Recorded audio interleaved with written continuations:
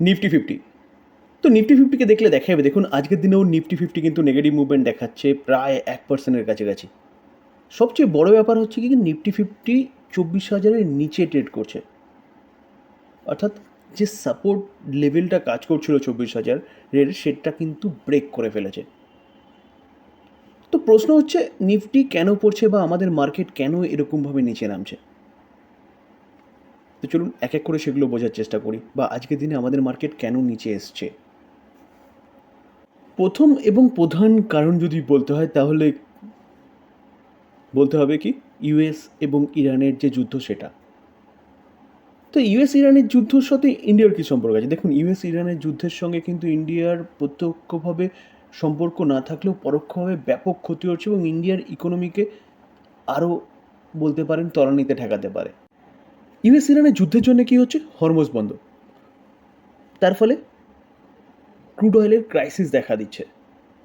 তার ফলে ক্রুড অয়েলের প্রাইস বাড়ছে। তো এই প্রাইস বাড়াটাই কিন্তু আমাদের ইকোনমিকে ব্যাপকভাবে আঘাত করছে, কারণ আমরা 85% অয়েল বাইরে থেকে পারচেস করি। তো আমাদের পারচেসিং কস্ট বেড়ে যাচ্ছে। তো এইভাবে যদি চলতে থাকে, তাহলে কিন্তু ইন্ডিয়ার ইকোনমি আরও খারাপ হবে, এবং আমাদের মার্কেট কিন্তু এখান থেকে আরও পড়তে পারে। তার পাশাপাশি ডোনাল্ড ট্রাম্পের পাগলামি কিন্তু আবারও শুরু হয়েছে। কীরকম পাগলামি? সেই ট্যারিফ খেলার পাগলামি। তো এই আর্টিকেল দেখলে দেখা যাবে, দেখুন কী বলছে, ডোনাল্ড ট্রাম্প প্রিপেয়ার হচ্ছে যে কি ইন্ডিয়া এবং চায়নার ওপরে তারা ট্যারিফ আরোপ করবে। কেন? কারণ দেখুন, তাদের সুপ্রিম কোর্ট কী করেছিল, ট্যারিফ যে লাগিয়েছিল সেটাকে উঠিয়ে দিয়েছে। তো সেই জায়গায় দাঁড়িয়ে 10% তারা কিন্তু একটা ডিউটি চাপিয়েছিল, সেটা এক্সপায়ারি হতে চলেছে।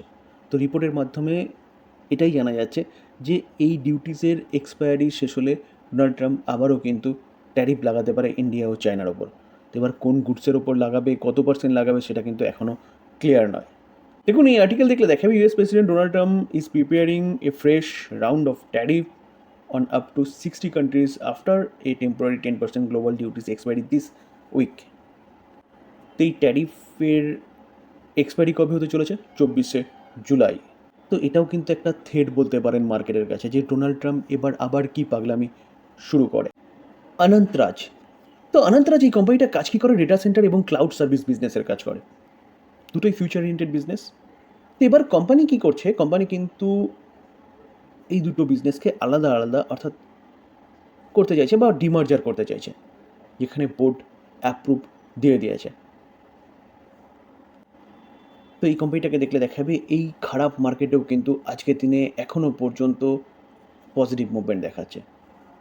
এটা কিন্তু এই কোম্পানির জন্য একটা ব্যাপক বড় নিউজ বলতে পারেন। যেখানে যত এআই কাজ করবে, বা বলতে পারেন এই যে আমরা যে কোনো ইন্টারনেটের কাজ করছি, বা ক্রেডিট কার্ড, ডেবিট কার্ড, যা কিছু করছি, ব্যাঙ্কিং সিস্টেম, সব কিছুর জন্য কিন্তু দরকার ডেটা সেন্টার। ফেসবুক বলুন, গুগল বলুন, বা হোয়াটসঅ্যাপ বলুন, সব কিছুর জন্য কিন্তু এই ডেটা সেন্টারের দরকার হবে, এবং কোম্পানিটা ইন্ডিয়ান কোম্পানি, যে কোম্পানিটা কিন্তু ডেটা সেন্টার নিয়ে কাজ করছে। তো বিজনেস ফিউচার ওরিয়েন্টেড বিজনেস। আজকের মার্কেটকে বলতে পারেন, বা মার্কেট ভাঙার পিছনে আরেকটা কারণ কি ডোনাল্ড ট্রাম্পের এই যে জেনেটিক ওষুধ, সেই জেনেটিক ওষুধের ওপর যে ট্যারিফের কথা বলছে, সেই ট্যারিফও বলতে পারেন, বা বলতে পারেন যে ফার্মা সেক্টরের কোম্পানিগুলো আজকের দিনে নেগেটিভ মুভমেন্ট দেখাচ্ছে, প্রায় প্রতি কটা ফার্মা সেক্টরের কোম্পানিগুলো।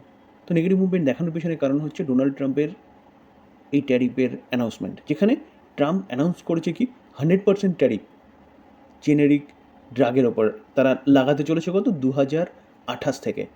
তো এখন আমরা চলছি কত 2026। তো 2026 থেকে 2028, তো 2 বছর পর। এবং তার পাশাপাশি বলছে কি 200% ট্যারিফ 1 ইয়ার লেটার, অর্থাৎ 2029 থেকে সেটা 100% না হয়ে 200% হতে পারে।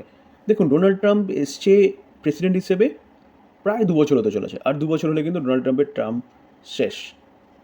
তো ডোনাল্ড ট্রাম্পের সময় শেষ, তো তখন 200% ট্যারিফ, 100% ট্যারিফ লাগাবে ডাকে। নতুন প্রেসিডেন্ট আসবে এবং তার পরিকল্পনা সেরকম হবে। তো সেই জায়গায় দাঁড়িয়ে এটা নিয়ে ভাবার তেমন কিচ্ছু নেই।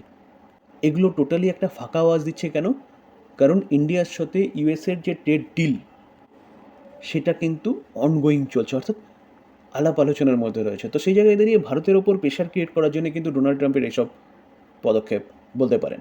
তো এই জায়গা থেকেও কিন্তু একটা নেগেটিভ সেন্টিমেন্টের কাজ করছে ফার্মা সেক্টর বা ইন্ডিয়ান মার্কেটের ওপর। টু হুইলার এবং থ্রি হুইলার সেগমেন্টের কোম্পানি বাজাজ অটো গতকালকে রেজাল্ট ডিক্লেয়ার হয়েছিল এবং রেজাল্টটা নিয়ে কিন্তু আমি আলোচনা করেছিলাম। রেজাল্ট কোম্পানি যথেষ্ট ভালো করেছিল, কিন্তু ডিউরিং মার্কেটে রেজাল্ট এসেছিল এবং মার্কেট কিন্তু নেগেটিভ পারফরমেন্স দেখিয়েছিল গতকাল। আজকের দিনে এই মার্কেটে যেখানে নিফটি সেন্সেক্স প্রায় 1% মতন নিচে, এই কোম্পানিটা 5% মতন আফসাইড মুভমেন্ট দেখাচ্ছে। গতকালকে কিন্তু আমি বলেছিলাম যে কোম্পানির রেজাল্ট যথেষ্ট ভালো হয়েছে, তো এই কারণে কিন্তু এই কোম্পানিটা আজকের দিনে ভালো পারফরমেন্স প্রেজেন্ট করছে অনলি ফর রেজাল্টের জন্য। তার পাশাপাশি টিভিএস মোটরকে দেখলেও দেখা যাবে যে টিভিএস মোটরও কিন্তু আজকের দিনে যথেষ্ট ভালো পারফরমেন্স দেখাচ্ছে এই মার্কেটে। টিভিএস মোটরকে দেখলে দেখা যাবে টিভিএস মোটর 3% মতন একটা ভালো মুভমেন্ট প্রেজেন্ট করছে। কেন? কারণ প্রিভিয়াস ডে এই কোম্পানিটাও অর্থাৎ টিভিএস মোটর কোম্পানিটাও কিন্তু রেজাল্ট ডিক্লেয়ার করেছে এবং রেজাল্ট যথেষ্ট ভালো করেছে। তো এই কারণেই এই দুটো অটো সেক্টরের কোম্পানি কিন্তু আজকের দিনে ভালো পারফরমেন্স প্রেজেন্ট করছে। স্যার ডিসক্লেমার দিয়ে রাখি, কোনো রকম কোনো বাই রেকমেন্ডেশনে কোম্পানিগুলোর সম্বন্ধে নিউজ পাওয়া যাচ্ছে, সেটাই আপনাদের সামনে তুলে ধরার চেষ্টা করলাম। Just learning purpose. বাই করবেন, সেল করবেন, নিজে ভালো মতন অ্যানালাইসিস করবেন, তারপরে বাই বা সেল করবেন। এটা জাস্ট লার্নিং পারপাস নেবেন এবং নিউজগুলো আপনাদের সামনে তুলে ধরার চেষ্টা করছি মাত্র এই ভিডিওর মাধ্যমে। থ্যাংক ইউ, ভালো থাকবেন।